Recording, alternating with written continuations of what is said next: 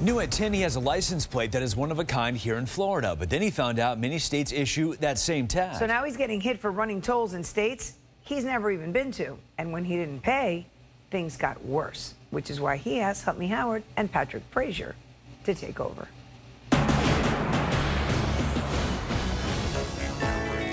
Robert Reinhold likes the word retired and all that it means. I lived a comfortable life, and here I am trying to continue to live it.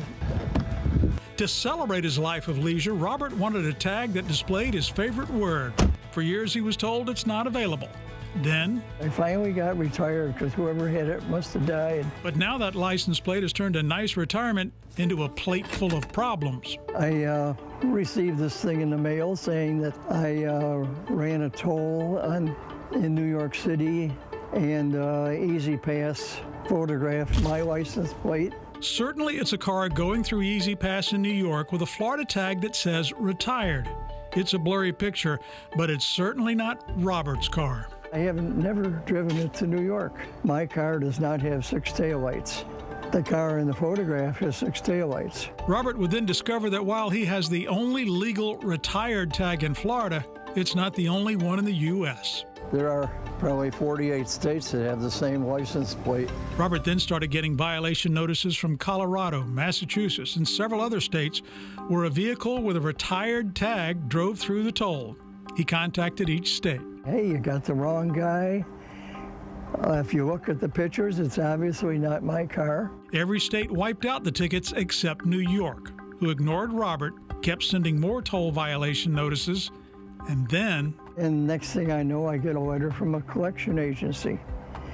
And instead of a $10, 17-cent fine, it's now $110.17. Robert was fuming and had enough. And I want to do something about it. Well, legally, Howard, what do you do if you get a bill for a violation that's not yours? It's important that you create a paper trail, so respond in writing or with an email notifying that billing state that it is not your vehicle and tag. On many of the violation notices, it will have a box to explain that it is not you. If they ignore you, like New York did to Robert, contact your state's DMV. They can contact the other state to let them know that they have the wrong person. We contacted New York's E-ZPass. We got nowhere with them. We also spoke to the state of Florida's DMV. They took care of Robert's problem. I will not be harassed anymore. Just what Robert wanted done. I couldn't have called a better group than Help Me Howard. And we think we figured out what's going on. Look at this retired novelty plate we found online that's also sold in stores. It's the tag on the car from New York. Compare it to Robert's official Florida tag.